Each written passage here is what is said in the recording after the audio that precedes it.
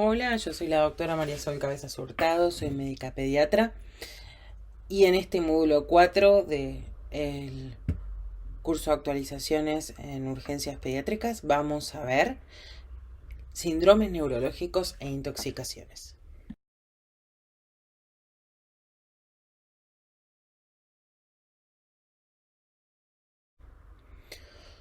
Los síndromes convulsivos son los síntomas del sistema nervioso central más frecuentes en la pediatría. Son sumamente notorios, asustan muchísimo a las familias, por ende serán uno de los síntomas más frecuentes de presentación de síndromes neurológicos y uno de los más consultados dentro del criterio de lo que es la urgencia. En la mayoría de los casos, por suerte, suelen acompañar cuadros más banales, ya que en la pediatría es mucho más frecuente encontrar un síndrome convulsivo típico que aquellos que acompañan procesos de mayor gravedad. Las convulsiones pueden acompañar o no un síndrome febril, en ese contexto ser típicas o atípicas. No por ser más frecuente un síndrome febril típico, es el único que se presenta. Y nosotros debemos poder descartar de forma rápida, sencilla, aquellos síndromes convulsivos que van a acompañar alguna infección severa del sistema nervioso central, como por ejemplo podría ser una encefalitis, meningoencefalitis o meningitis, un síndrome meningio, de aquellas que no van a acompañar cuadros de mayor gravedad. Y esto se debe pura y exclusivamente a que el tratamiento agresivo inicial de este cuadro va a determinar el pronóstico de mi paciente. A su vez, si hay algo que sabemos que a veces cuesta pesquisar en el contexto del extrahospitalario, es aquellos pacientes que son inmunosuprimidos, ya que en este caso todos ellos tendrán un muy mal pronóstico de no actuarse con cierta celeridad. Debido a que en el extrahospitalario una de las cosas más frecuentes a consultarse son pacientes que han sufrido un trauma, es importante recalcar que la aparición súbita de convulsiones que sean secundarias a un traumatismo serán de peor pronóstico, generalmente hablando de lesiones subyacentes mucho mayores.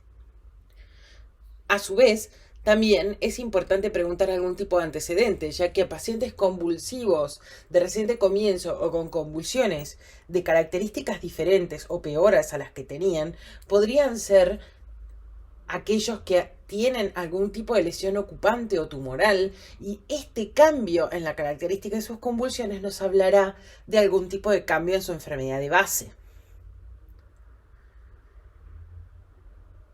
En algunos otros pacientes, generalmente ya más vistos dentro del intrahospitalario, los síndromes convulsivos podrían hablar del debut de algún tipo de enfermedades.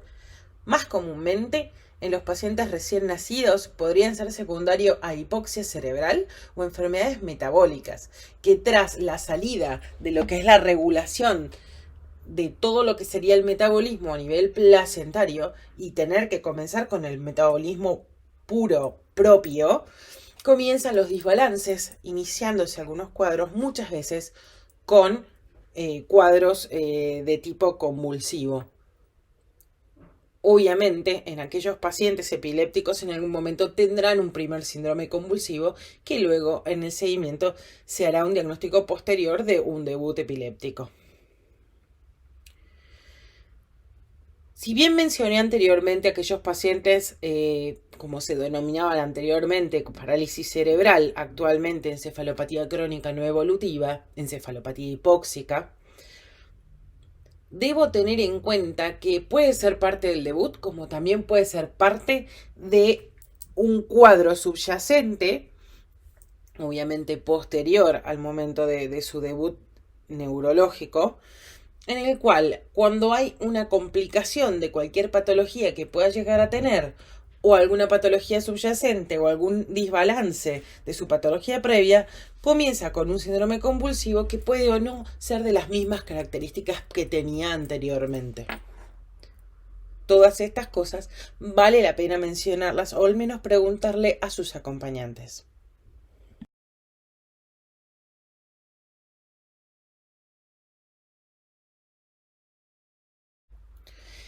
queremos tomarnos un instante para definir lo que es una convulsión febril típica. Debido a la inmadurez del sistema nervioso central en el paciente pediátrico, los ascensos o descensos térmicos a cualquier temperatura pueden producir alguno de estos fenómenos, que generalmente son tónico-clónicos y generalizados y duran segundos a minutos, dejándonos con un periodo postictal como de cansancio y de somnolencia breve, que se resuelve sin ninguna intervención por parte nuestra y que por lo general no necesitan medicación. Los pacientes con una convulsión febril típica son aquellos que no tienen alteraciones neurológicas previas y tampoco las tendrán posteriores a esta convulsión. Generalmente son pacientes que tienen algún patrón hereditario en el cual se puede pesquisar un padre, un hermano que ha tenido convulsiones febriles típicas y se ha internado en varias oportunidades, y generalmente estos son más comunes entre los varones entre los 6 meses y los 6 años. Nosotros consideramos una convulsión febril típica aquella que puede presentarse hasta 2 veces en el mismo día, considerándose inclusive dentro del mismo episodio.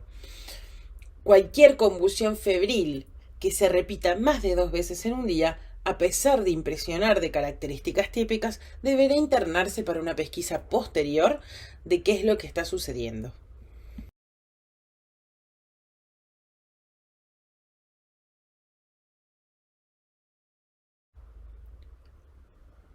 Los invitamos a frenar brevemente sobre esta diapositiva y a observar cuál es el algoritmo de tratamiento de convulsiones. Desde ya, cabe destacar que los pasos iniciales serán los más importantes a realizarse dentro del extrahospitalario y serán aquellos pasos que ustedes deberían tener más o menos más claras. Al inicio de la convulsión es importante notar cuál es el tiempo de inicio. Si nosotros hemos llegado y ya ha comenzado, es importante ver la hora. Y luego se podrá, con el interrogatorio nuevamente a los padres, definir cuándo fue que comenzó realmente la convulsión. Siempre recomendamos que como primer paso debemos colocar oxígeno al 100%, con un fío de 100%, por máscara reservorio.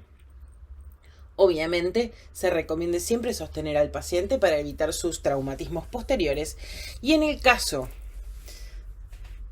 de ver que el paciente persiste con las convulsiones más allá de pasados los segundos, conviene colocar una vía intermitente o en caso de no poder hacerlo, colocar una vía intrarrectal con una sonda K30, K35 que se insertará a través del esfínter anal unos 2 centímetros para poder así instilar drogas que serán absorbidas por el plexo hemorroidal. De elección, las primeras drogas a utilizarse siempre serán las benzodiazepinas. En pediatría se recomienda utilizar de elección el lorazepam, que se utilizará a una dosis de 0,1 miligramo por kilo, con un máximo de 4 miligramos que es la ampolla. Como regla general, en pediatría, la dosis de lorazepam será el peso del paciente dividido 10, y eso nos indicará a cuánto pasarlo en miligramos. Lo que solemos recomendar es hacer una solución en la cual se mezcle la ampolla de lorazepam de un mililitro que contiene 4 miligramos más 3 mililitros de solución fisiológica, obteniendo una solución de 1 mililitro igual 1 miligramo. Así será más fácil instilarlo. Siempre debemos recordar que las benzodiazepinas deben indicarse lentamente. Los bolos rápidos de benzodiazepinas pueden producir un paro cardiorrespiratorio. En caso de no poder indicarle lorazepam, indicaré diazepam. El mismo se indica a 0,5 miligramos por kilo por dosis, con una dosis máxima de 20 miligramos. En pediatría, la regla es el peso dividido 2 y eso será la dosis en miligramos. Aquí la dilución será un poco más complicada, ya que la ampolla tiene 2 mililitros y yo lo que haré es, esos 2 mililitros contienen 10 miligramos de diazepam y yo lo que haré es una solución mezclándolo con 8 mililitros de solución fisiológica, que me dejará una solución total en la jeringa de 1 mililitro igual 1 miligramo. Esta también deberá pasarse lentamente. Se recomienda seguir leyendo el algoritmo si bien sabemos que en pacientes en los cuales persista la convulsión serán rápidamente trasladados para continuar con el algoritmo terapéutico dentro de la sala de pediatría.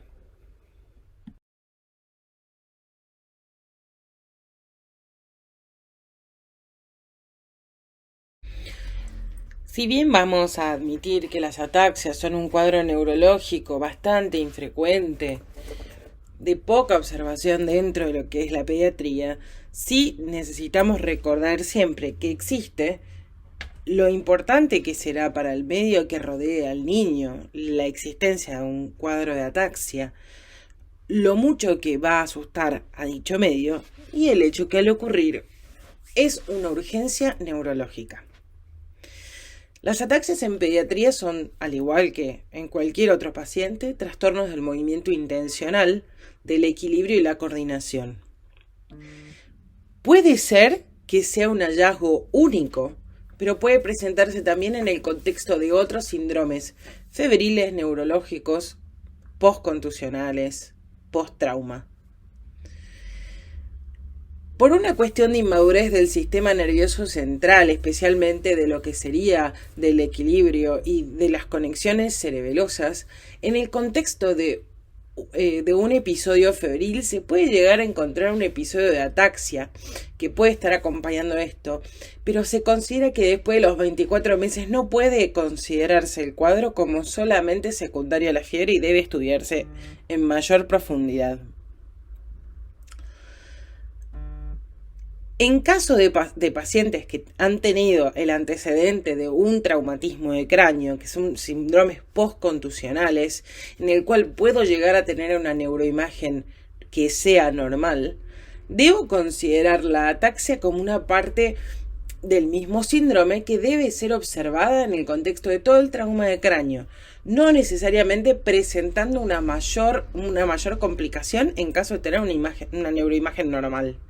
Sin embargo, en el caso de aquellos pacientes que han sufrido un latigazo cervical, en el cual se instala una ataxia de forma precoz, acompañándose de vértigo, de cefalea que se concentra en la región occipital, con vómitos probablemente a chorro y una alteración del nivel de conciencia con el Glasgow que sea por debajo de 15, este será un cuadro de gravedad y podría llegar inclusive a traer grandes complicaciones. Todo paciente en el cual yo observo una ataxia debo trasladarlo al centro de atención en el cual haya tanto disponibilidad de una neuroimagen de forma urgente como una valoración por neurocirugía para hacer un diagnóstico completo. Este paciente, a su vez que se hace el traslado, se debe modular por radio para avisar que se lo está trasladando, para evaluarlo de forma rápida y completa y evitar posibles complicaciones, especialmente en aquellos que han tenido un antecedente o un trauma de cráneo acompañando este síndrome.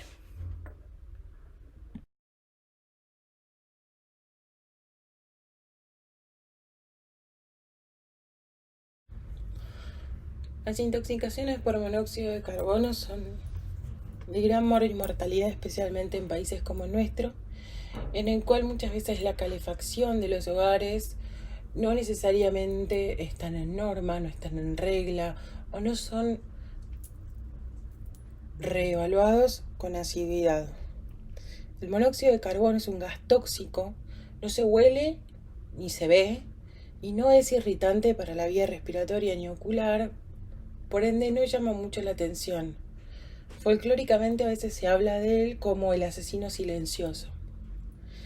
Al pasar inadvertido puede poner en riesgo la vida, dado que en lugares de hacinamiento poco ventilados en el cual hay un artefacto que quema mal, puede acumularse haciendo un desplazamiento de la hemoglobina hacia metahemoglobina, hacia carboxihemoglobina, produciendo una intoxicación aguda. Se genera por combustión incompleta de diversos materiales de combustión, como por ejemplo leña, gas, queroseno, alcohol, nafta, gasoil, y demás combustibles.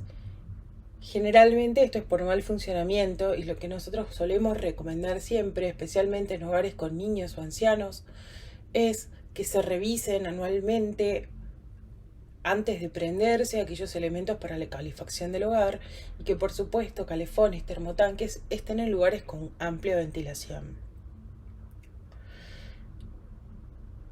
Generalmente dentro de lo que es la guardia de pediatría se pesquisa en el interrogatorio aquellos elementos que pueden haber ocasionado una intoxicación aguda por monóxido de carbono, preguntándose cómo se calefacciona la casa, dónde se encuentran los elementos de calefacción, e inclusive haciendo una prevención primaria en el caso de no necesitarse una pesquisa secundaria, haciendo una prevención primaria recomendando aquellos artefactos que serán de mayor seguridad en lugares donde viven niños. En el caso del médico de urgencia que atiende en la ambulancia, será importante hacer una inspección directa del lugar, pesquisando la posibilidad de concentraciones grandes de monóxido de carbono y, por supuesto, haciendo asegurar la escena y ventilándola en el momento de llegada. En caso de sospechar intoxicación por monóxido de carbono, debemos recordar que no ingresar será uno de los elementos elementales en lo que es la prevención de el mayor número de víctimas.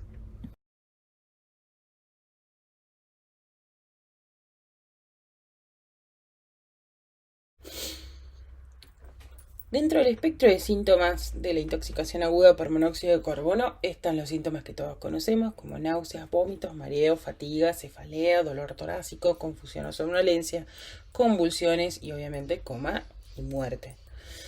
Sin embargo, debemos tener en cuenta que en aquellos ambientes en los que sospechamos que alguna persona puede tener una intoxicación aguda por monóxido de carbono, todos deben ser evaluados porque pueden no presentar síntomas, ser completamente asintomáticos y aún así tener una carboxihemoglobina aumentada con respecto a la normal. Asimismo, los pacientes de menor superficie corporal, como por ejemplo los niños, pueden presentar síntomas tempranos más severos a aquellos que presentan los adultos. Volvemos a enfatizar sobre esto. Aquellos pacientes que son asintomáticos tienen que ser evaluados al igual que aquellos que lo son.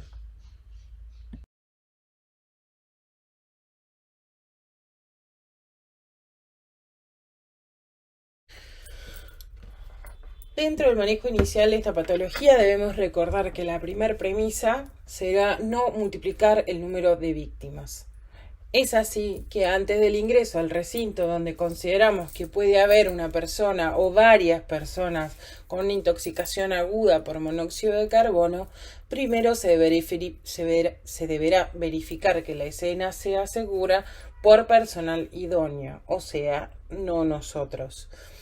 El mismo deberá ser ventilado para que podamos ingresar al recinto y trabajar con comodidad y sabiendo que no nos va a pasar nada. Es de buena práctica, por supuesto, el contabilizar el número de víctimas, sabiendo que en caso de haber víctimas fatales, lo más probable es que se trate de un número de víctimas con una intoxicación mayor a que si no hubiese víctimas fatales. Siempre debemos recordar aquellos pacientes que pueden presentarse de forma asintomática. Haremos entonces una valoración de la conciencia de los pacientes que tengamos enfrente. Y en aquellos que estén conscientes con una vía aérea sostenible, podremos colocar oxígeno por máscara reservorio con una FiO de 100%.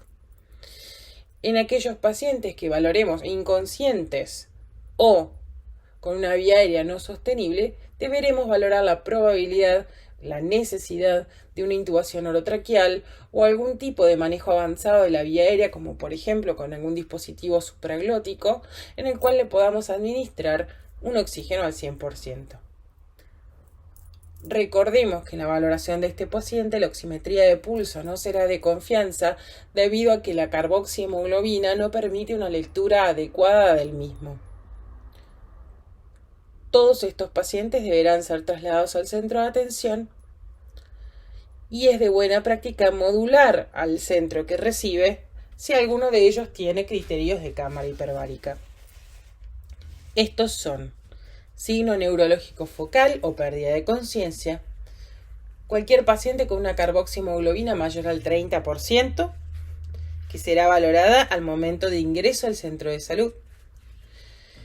Aquellas embarazadas que se encuentran sintomáticas con cualquier valor de carboxiemoglobina o aquellas que están asintomáticas pero con una carboxiemoglobina mayor al 20%. Todos estos pacientes requieren una intervención en la cámara hiperbárica dentro de las 6 horas de la intoxicación. Se debe recordar que al ingreso al centro asistencial, lo que se solicita como estudio complementario será un estado ácido base, en el cual se recomienda que la presión arterial de oxígeno sea la real y no la calculada, un ácido láctico, una carboxiemoglobina, CPK, CPK-MB, una función renal y una orina completa con búsqueda de mioglobina. Recordemos que especialmente en los pacientes pediátricos, una de las complicaciones subagudas de la enfermedad será la insuficiencia renal aguda por rhabdomiólisis.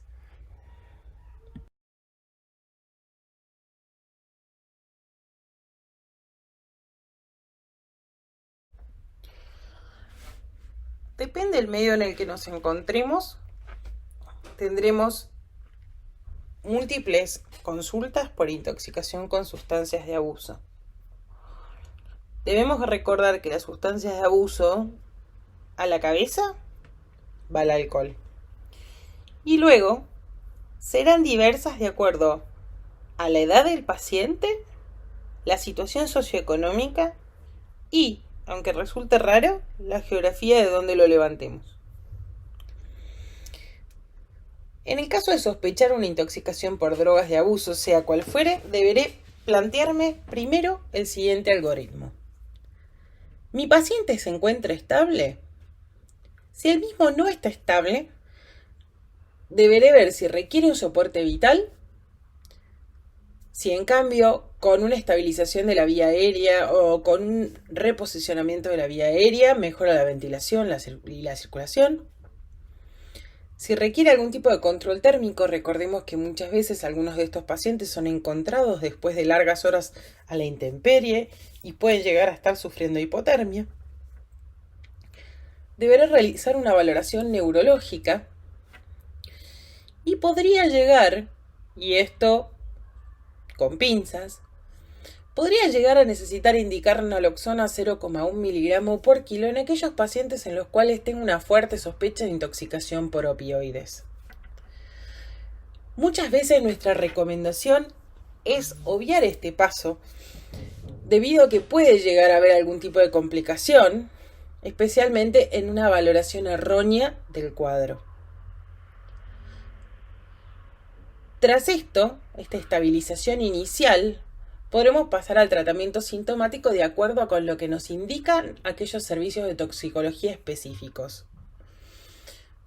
Obviamente, para este momento ya estamos hablando de un paciente que se está trasladando o ha sido trasladado, en cuyo caso se podrán indicar los estudios complementarios de acuerdo con la sospecha clínica del toxíndrome y pensar en aquellas cosas que deberemos tratar como complicaciones en el caso de que las haya, como por ejemplo convulsiones, hipertensión, hipotensión, excitación psicomotriz, arritmias, hipoglucemia, infartos de miocardio, rhabdomiólisis y en todos los casos este paciente deberá realizar una interconsulta con el servicio de psiquiatría. En el caso de los pacientes estables, también se trasladarán al centro de atención y se tomará la conducta de acuerdo con el especialista en toxicología, a quien se llamará. Primero, en el lugar donde se atiende al paciente y segundo, el lugar donde es trasladado.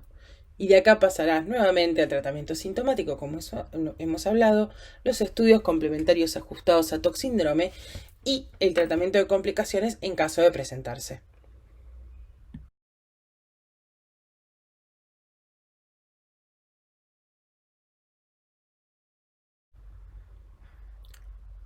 Repitiendo un poco este algoritmo inicial que se vio en la diapositiva previa, en el manejo inicial haremos primero un monitoreo y una ABC, Luego, una comunicación con toxicología de guardia para el manejo específico según toxíndrome. Primero, para la estabilización inicial en el lugar donde se atiende el paciente y segundo, en la guardia donde es trasladado para un tratamiento específico, una solicitud de estudios apuntado al toxíndrome y una valoración posterior de las complicaciones. Recordemos que es en el sitio de atención del paciente donde se debe hacer una valoración minuciosa y exhaustiva de la permeabilidad de la vía aérea para saber si requiere o no el sostener esa vía aérea con una intubación orotraqueal o alguna medida avanzada y se requerirá posteriormente un traslado a la unidad de terapia intensiva pediátrica.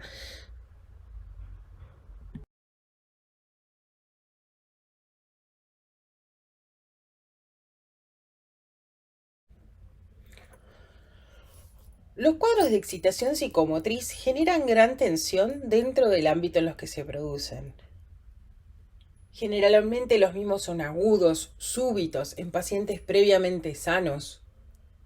Pero no debemos descartar que cualquiera de estos síndromes de excitación psicomotriz pueden ocurrir en el contexto no solo de una patología psiquiátrica, sino que secundario a alguna patología orgánica. Algunas de las causas orgánicas de excitación psicomotriz son las crisis convulsivas, especialmente aquellas del lóbulo temporal, aquellas que son secundarias a ingestas de psicofármacos o drogas de abuso, algunos trastornos endocrinos, como por ejemplo aquellos que vienen de la tiroides, algunas infecciones como la meningoencefalitis o la encefalitis. La encefalitis, especialmente en aquellos pacientes adolescentes, generan cuadros de excitación psicomotriz o de confusión que muchas veces son de difícil diagnóstico. Los tumores del sistema nervioso central también pueden producir síndromes de excitación psicomotriz. Y en el caso de aquellos pacientes con trastornos de espectro autista o trastornos mentales, debemos considerar que muchas veces puede ser esta la forma de presentación. Cabe destacar que esta forma de presentación generalmente suele ocurrir en etapas más tempranas de la vida. Algunas enfermedades autoinmunes, especialmente el lupus eritematoso sistémico o el lupus en tratamiento, especialmente con corticoides, puede asociarse a la excitación psicomotriz.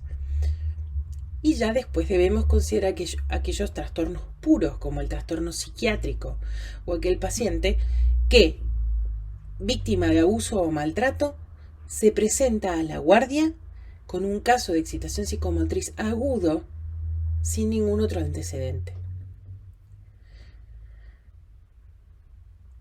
Muchas veces nosotros hemos observado que la excitación psicomotriz puede ser presentación secundaria a un trauma, especialmente en el medio nuestro, en el cual se atienden urgencias y emergencias.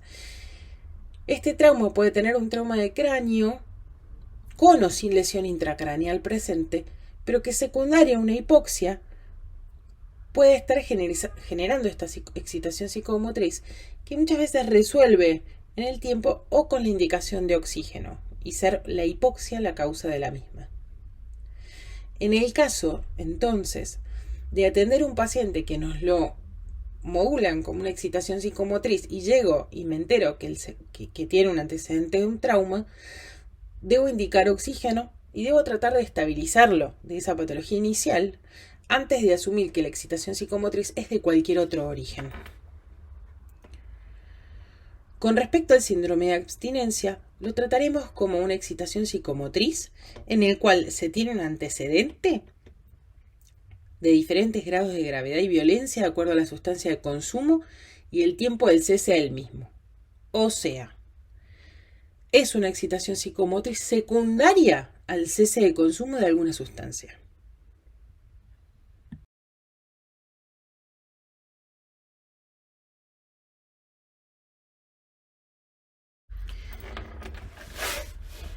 En todos los casos de excitación psicomotriz deberemos valorar primero si la escena es segura. En el caso de que no lo sea, deberé solicitar presencia policial para asegurar la escena y valorar la necesidad de contención física o farmacológica.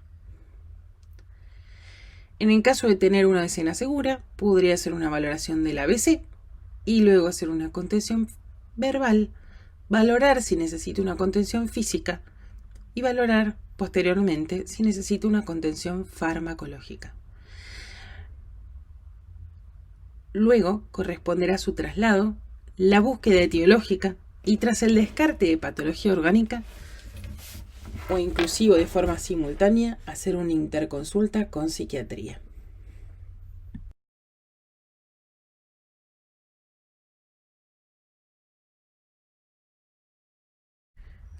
Repasemos un poco entonces las medidas iniciales del manejo.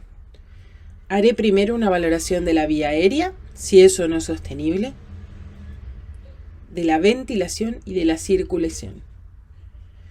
La contención verbal dependerá de mi capacidad de observación si hay un medio familiar facilitador o por el contrario me encuentro en un medio en el cual todas las personas obstruyen la posibilidad que yo tenga de contención verbal con el paciente. El entablar un buen vínculo con el paciente de forma inicial, no generando mayores tensiones en el medio, tal vez me facilite la posibilidad de acercarme y de iniciar un traslado sin necesariamente tener que llegar a medidas más fuertes. La contención física por lo general se recomienda realizarse por parte de personal especializado, generalmente para no lastimar. En casos del extrahospitalario, deberá valorarse si se debe hacer por parte de personal policial, especialmente en los casos delincuenciales, aunque no necesariamente en todos. Muchas veces es el personal policial el que nos puede permitir o nos puede ayudar a la hora de hacer una contención física en un paciente que tal vez es pequeño y con quien nosotros no tenemos experiencias previas. Siempre debemos considerar que una mala contención física puede generar lesiones que me compliquen luego el cuadro inicial. Pueden ser de riesgo en caso de no tener experiencia. En caso de necesitar una contención farmacológica, nosotros no recomendamos usar inicialmente ningún tipo de cóctel que luego nos dificulte el manejo posterior. Recordemos que cuando utilizamos drogas que tienen un comienzo de acción más tardío, si nos ponemos ansiosos e indicamos drogas de más, lo más probable es que luego nos resulte dificultoso manejar la estabilidad hemodinámica del paciente. En pediatría esto se acentúa. De elección en caso de requerir una contención farmacológica, utilizaremos el lorazepam intramuscular. El mismo se usará a una dosis de 0,1 miligramos por kilo de la misma forma que lo indicábamos en las convulsiones. Y se usará de forma intramuscular.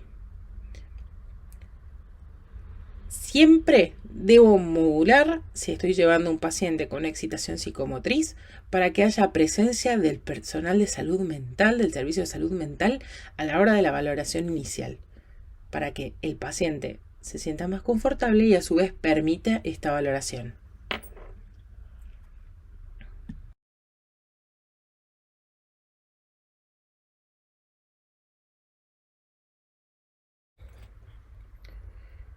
Veremos entonces cuál será la evaluación y manejo inicial de cualquier síndrome neurológico que se nos pueda presentar a la hora de atender pacientes en la urgencia y emergencia.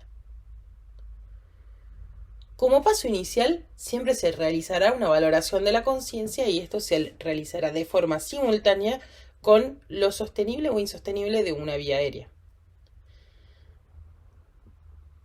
Llegando a la valoración secundaria, haremos una valoración minuciosa de los pares craneales, que muchas veces puede llegar a dificultarse en aquellos niños más pequeños que no hacen imitación de los gestos que podamos realizarse y deberá verse en el contexto de la observación de las expresiones faciales que puedan o no hacer.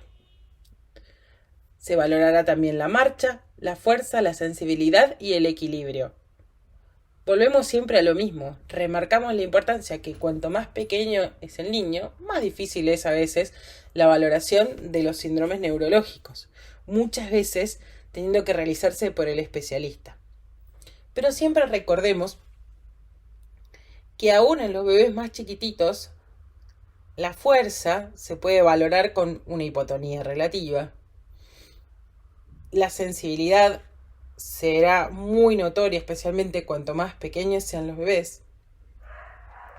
Y ya el equilibrio y la marcha serán cosas que se podrán valorar a partir de los pacientes deambuladores.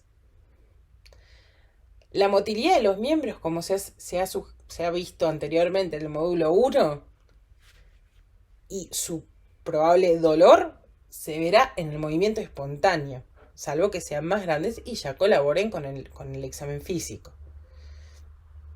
La valoración de los reflejos sabemos que a veces se complica de hacer en el hogar del paciente o en el punto donde se lo atenderá, muchas veces dejándose para una valoración posterior para el especialista. En caso de sospechar cualquier déficit secundario que pudiese tener, supongamos secundario un traumatismo de cráneo, y por eso presentar algún síntoma neurológico que no podamos tipificar en el momento, pero que tal vez supongamos que se debe a este trauma inicial, deberemos colocar oxígeno al 100% por máscara reservorio en aquellos pacientes con vía aérea sostenible, o evaluar la intubación orotraqueal o el uso de dispositivos supraglóticos para colocar oxígeno al 100% para prevenir aquellos daños secundarios que podrían devenir de la hipoxia cerebral. Cuando sospechamos en el lugar de atención de una posible intoxicación, ya sea por fármacos o por algo del ambiente, corresponde realizar la anotación de tal cosa, y en caso de fármacos específicamente se le puede solicitar a los acompañantes del paciente traer los blisters de los fármacos que sospechan que puede haber llegado a ingerir, para poder así tratar de determinar cuál es la dosis que se ingirió y ver así tanto el pronóstico como cuál será el tratamiento específico. Parece bastante inútil de decir esto, pero muchas veces en el momento inicial de la consulta, el estrés de la familia no nos permite sacar mucha información, pero al pasar unos minutos y ver que el niño está más estable, es mucho más fácil recabar esto que no se pudo ver en un inicio. Y mismo de ver los blisters, los padres los cuidadores, los abuelos, nos pueden llegar a decir, no, la verdad que este blister estaba recién empezado, o yo había tomado 1 o 2 comprimidos nada más, y ver con lo que falta aquello que debemos asumir que se ingirió. En el caso, en cambio, de la sospecha por intoxicación de monóxido de carbono, el traslado ya de inicio deberá realizarse con oxígeno al 100% con el dispositivo que creamos necesario.